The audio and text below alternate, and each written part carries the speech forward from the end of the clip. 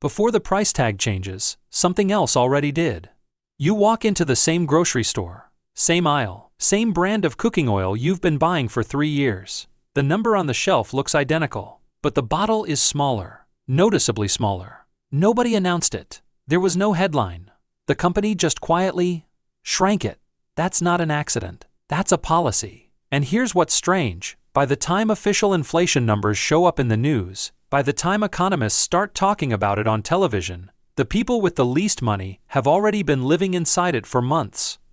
Let's talk about how this actually works. When central banks, like the Federal Reserve, print money or lower interest rates, the new money doesn't land evenly across the economy like rain. It enters through a very specific door: financial assets, stocks, bonds, real estate. The people who own those things feel the money first. Their portfolios go up, their net worth grows. They feel richer before a single price changes at the grocery store. Economists even have a name for this. They call it the Cantillon Effect, after an Irish-French economist named Richard Cantillon, who figured his out in the 1700s. 300 years ago. The idea is almost insultingly simple. Whoever gets the new money first benefits most. Whoever gets it last pays the price. And the people who get it last are the ones buying groceries with whatever's left after rent. Here's where the math gets uncomfortable. A family earning $40,000 a year spends roughly 30 to 35% of their income on food and housing. A family earning $200,000 a year spends closer to 10 to 12%. So when food prices rise by 8%, which is exactly what happened in the United States in 2022, the lower income family loses a much larger slice of their actual life. Not just their budget, their life, the hours they worked, the choices they have to make. Meanwhile, the wealthier family's stock portfolio probably went up enough in the same period to cover the difference without blinking. Same inflation rate. Completely different reality. Now here's the part nobody talks about on the news.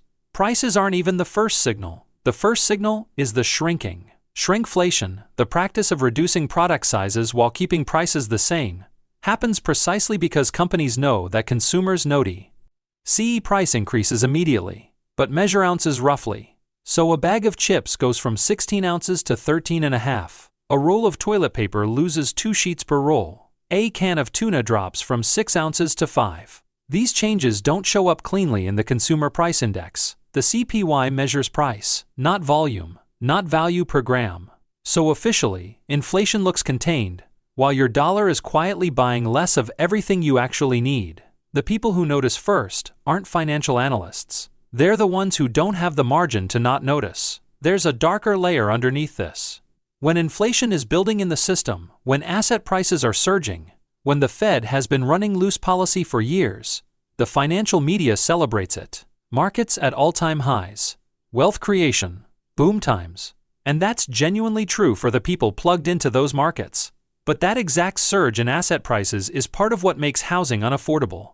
It's part of what pushes rents higher. It's what turns a neighborhood that was once accessible into something that isn't anymore. The wealth created at the top of the system puts pressure on the bottom before the official numbers ever confirm it. By the time the Fed raises rates to fight inflation, the poor have already been fighting it for a year, without the vocabulary, without the headlines, without anyone calling it what it is. So when you hear a politician say they're going to fight inflation, or a central banker say they're monitoring price stability, understand what you're really hearing. You're hearing people describe the end of a process that started long before it became a talking point. The price tag is just the announcement. The cost was already collected. And maybe the most unsettling part of all this isn't economics. It's that the system doesn't require malice to work this way. Nobody has to want it to be unfair. It just is. Structurally, mechanically, by design or by accident. And at this point, does that distinction even matter? The question worth sitting with isn't whether inflation is going up or down. It's who pays for it first, and whether that ever actually changes.